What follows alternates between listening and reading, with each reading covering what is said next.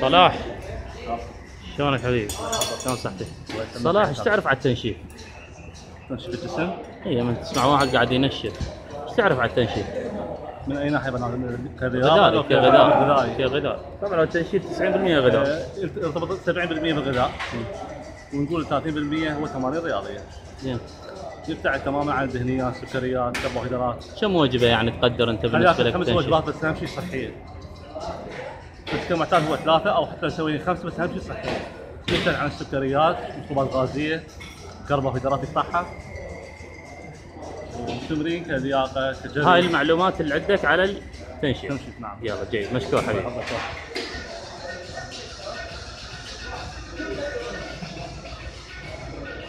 صفاء، شلونك حبيبي؟ شو اخبارك؟ صفاء ايش عندك معلومات على التنشيف؟ لما تسمع واحد قاعد ينشف شنو معنى التنشيف؟ من ناحيه الغذاء يعني تقصد؟ يعني التزام بالغذاء اي حيوي، قل له خلينا نوصل الموسيقى، قل له طفيها. اي يعني التزام بالغذاء. اي شنو انت ايش فاهم على التنشيف؟ التنشيف كابتن يعني بس انا مرات اسمع شاب يقول انا قاعد انشف، والله حتى عشاء ما اتعشى، اكل لي وجبه واحده باليوم، اسمع هيك مرات. لكن يعني لا غلط كابتن. تنشيف وجبات منظم تسويه كابتن. جسمك يحتاج يعني كربوهيدرات، جسمك يحتاج بروتين، جسمك يعني اذا ما اكل بالليل يعني ما اسوي نفس الشيء، ما اسوي شيء. زين. الاوقات بين الوجبه والثانيه تقريبا ايش قدر تقدرها؟ ساعتين ونص 3 ساعات كل وجبه. جيد. يحتاج 7 وجبات باليوم. جيد، هاي المعلومات اللي عندك على التنشيف. يلا مشكور حبيبي. محمد حبيبي، شلونك محمد؟ شلون صحتك؟ الحمد لله. محمد ايش عندك معلومات على التنشيف؟ من تسمع واحد قاعد ينشف. هسه مرات انا اسمع مثلا واحد يقول اكل 6 وجبات، واحد يقول اكل 5 وجبات، واحد يقول اكل وجبه واحده والله حتى عشاء ما اتعشى. شنو ايش تعرف على التنشيف؟ شنو برايك التنشيف الصحيح شنو عباره عن؟ ما بجرب التنشيف، لو بجرب اقول لك ما بجرب. اي بس يعني كمعلومات عامه. تعرف انه التنشيف المفروض كم وجبه تقريبا؟ شنو يعني المعلومات اللي عندك على التنشيف؟ على حسب الاكل، لا دهون لا كربوهيدرات، كلها يمتنع يعني عن التنشيف. اي هاي المعلومات اللي تمتلي فيها. مشكور حبيبي.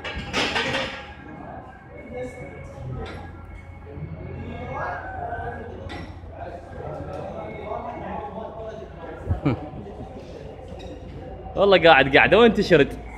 وين تشرد؟ تروح العرعره لحقك. شلونك؟ هلا كابتن. شلون صحتك؟ والله بخير. ايش تعرف عن التنشيف؟ تسمع واحد قاعد ينشف، ايه شنو معناه التنشيف؟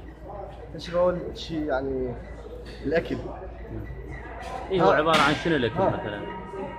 مثلا بالعاده مثلا ياكل تمن شوي شيء حتى يضخم. التنشيف مثلا يقطع الكربوهيدرات مثل التمن، يزود بالبروتينات، اكيد الخبز يقطعه، يعني المعجنات كلها يقطعها. اكيد صدر الدجاج معروف، البوتيتا، يعني مواد فيها بروتينات، بالاضافه للتمرين. الوزن راح يقل والدفعات تكثر. جيد. كابتن. يلا مشكور. وارد كابتن. حبيبي. السلام عليكم. شلونك حبيبي؟ شو اخبارك؟ علي لي صوتك وطيني شنو ايش تعرف على التنشيف؟ تسمع واحد قاعد يتنشف يعني التمارين ينزل من وزنه، ينشف عن طريق التمارين وعن طريق الغذاء مالته، خلي الغذاء مالته تنشيف تمارين والبطن، تمارين بطن يلعب. من ناحيه الغذاء شنو ايش كم وجبه ياكل تقريبا؟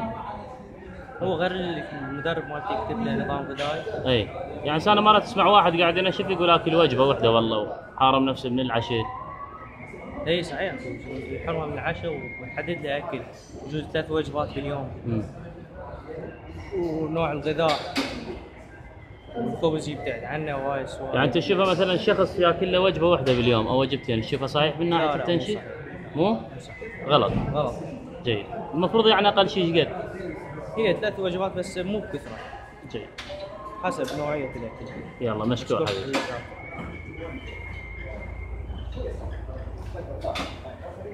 الشباب معلوماتهم تعبانه على التنشيف. شلونك حبيبي؟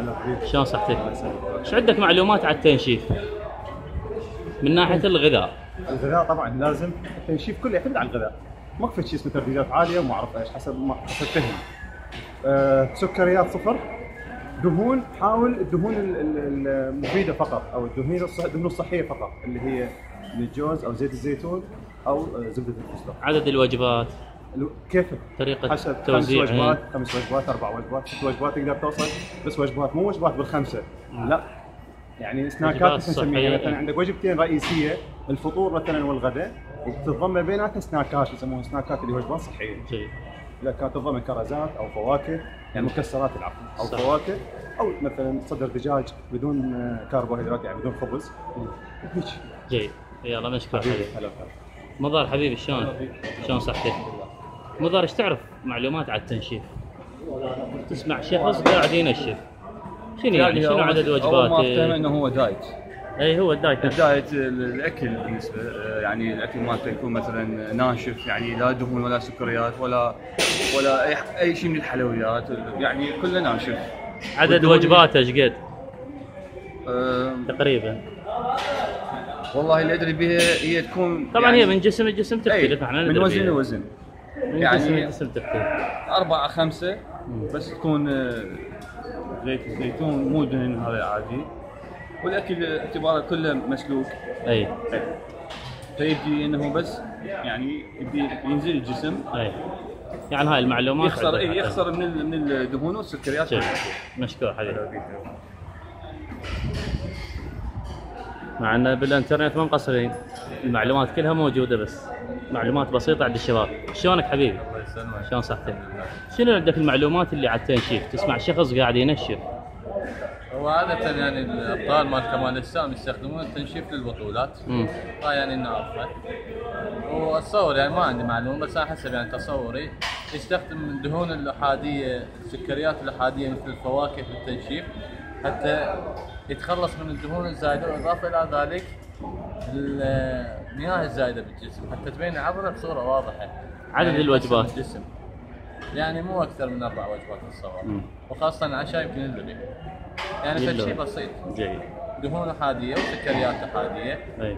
والبداية كلها احاديات يعني، لانه احاديه بسيطه والجسم يستوعبها بسرعه وما يحتاج لطاقه اي فاهم. وما يتخزن.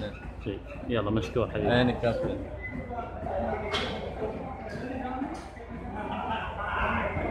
كرار شلونك؟ حبيبي تعال شلونك كرار؟ شلون صحتك؟ شلونك؟ ايش تعرف على التنشيف؟ شخص قاعد ينشف، شنو معناه شخص قاعد ينشف؟ نسبة الدهون اللي بجسمي يقلل. اي. بالنسبه لعدد الوجبات. على الوجبات يعني هاي حسب ترتيب الكابتن يعني اي. شلون ينظم للوجبة مالته. اها. زين يعني بس نسبة البروتينات أكثر من الكربوهيدرات، بس لازم وجود كربوهيدرات على مود طاقة للعضلة تمتص البروتين. إضافة للفترة اللي قبل البطولة إذا كان عنده بطولة يعني ياخذ مي، يشرب مي بس بدون أملاح، يحاول يصفيها من الأملاح. قبل البطولة بيومين 3 يقطع مي نهائيا يعني. جيد. هاي المعلومات اللي عندك عن إيه عن التنشيف. يحيى حبيبي شلونك؟ قمه المعلومات. صحتك؟ الله كابتن. شلون عافيتك؟ الله يسلمك ويحفظك. حياه وش تعرف على التنشيف؟ والله فترة الأون سيزون قصدك يعني؟ التنشيف يعني الالتزام بالأكل والأكل الدايت يعني عدد الوجبات ايش كم وجبه؟ يعني من تقريباً؟ 6 إلى 7 وجبات، بس أكلات كلها خفيفة ودايت، يعني ما بيها خالي من الدهون. ما توصل مرحله اشباع. لا ماكو أي شيء. جيد. يعني صدر دجاج تم مبذول، هذا الأكل اللي نعرفه الأكل الدايت يعني. التنشيف تتوقع ايش قد يعتمد على الاكل؟ والله 60% جيد. و40% يعني على رياضة. تمرينك؟ تمرين. جيد. يلا مشكور حبيبي حياه. قلبك كاتب تحياتي.